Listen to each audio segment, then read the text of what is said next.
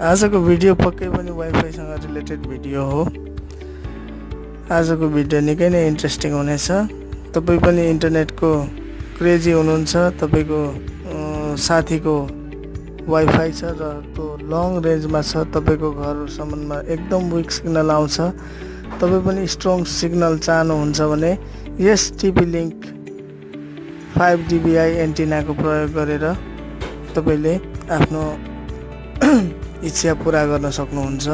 राम्रो स्पिडमा वाइफाई चलाउन सक्नुहुन्छ। यसको म्याक्सिमम लिमिट भनेको 150 Mbps सम्मको छ र यो एकदम हाई पावर USB एडाप्टर छ। यसको एन्टिना 5 dBi को छ। सुरु गरौँ यसको अनबक्सिङ भिडियो। हुन त यो डिभाइसलाई मैले अगाडि नै पनि युज गरिसकेको हो। यसको सामानहरु मैले युज गरिसकेको सामानहरु हो र यसलाई सुरु गरौँ unboxing.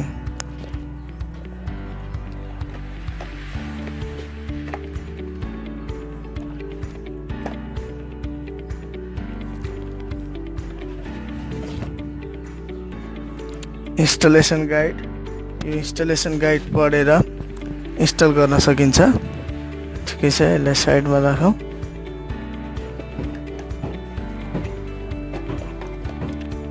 Five dBi antenna, टिपी link को 5 dBi एन्टिना।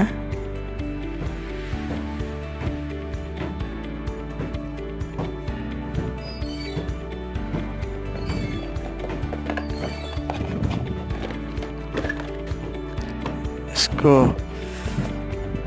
वायर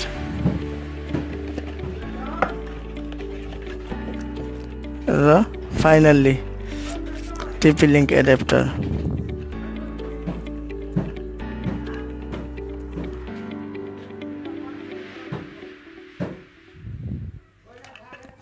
र यस केसिङ भित्र तपाईले एउटा सफ्टवेयरको ड्राइभ पनि पाउनुहुन्छ। त्यो चाहिँ मैले अगाडि नै युज गरिसकेर इन्स्टल गरिसकेको कारणले यो टिपी लिंक एडाप्टर रहेको छ। यसमा WPS इनेबल बटन पनि रहेको छ। अब यसलाई हामी सेटिङ गरौँ है त, इन्स्टल गरौँ। यो 5 dBi एन्टिना रहेको छ। यो फोल्डेबल छ, सजिलै तरिकाले घुम्छ पनि। यसलाई यहाँनेरि यसको यो पोर्टमा चाहिँ यसरी इन्स्टल गर्न सकिन्छ। इन्स्टल गरिसकेपछि यो सबै डाइरेक्सनमा घुम्ने पनि हुन्छ। रेडियो सिग्नल, वाइफाई सिग्नललाई क्याच गर्नको लागि यसको वायर, यो वायरलाई चाहिँ हामी यहाँनेरि सानो USB मिनी माइक्रो USB पोर्टमा हाल्न सकिन्छ। टाइप C पोर्टमा यसरी हालिसकेपछि यसलाई चाहिँ यो USB केबललाई चाहिँ हामी आफ्नो ल्यापटप अथवा डेस्कटपको USB प्लगमा प्लग इन गर्न सक्छौं। हाम्रो ल्यापटपको स्क्रिनमा आएको छ। ल्यापटपमा चाहिँ वाइफाई एडाप्टर अलरेडी हुन्छ, तर यो यति पावरफुल हुँदैन।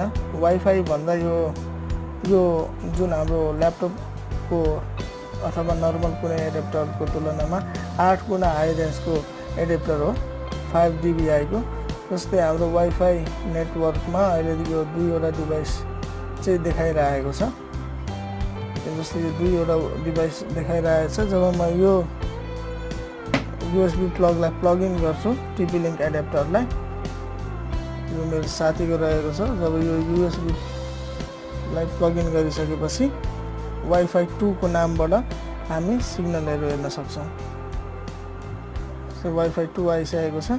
वाइफाई 2 मा हेर्न सक्नुहुन्छ सिग्नलको डिफरेन्स र कति धेरै नेटवर्कहरु आएको छ यसमा। जस्तै यता तल 2वटा मात्रै आएको छ, त्यो पनि पुअर सिग्नलमा। माथि हेर्न सक्छौं हाई सिग्नलमा आएको छ। धेरै 5वटा वाइफाई को नामहरु हामी देख्न सक्छौं। यसरी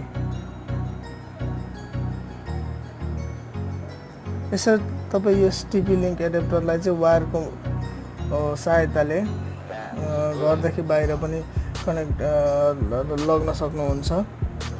अब यी मध्ये कुनै वाइफाईमा तपाईलाई कनेक्ट हुन सर्वप्रथम त्यो वाइफाईको पासवर्ड थाहा हुनुपर्छ।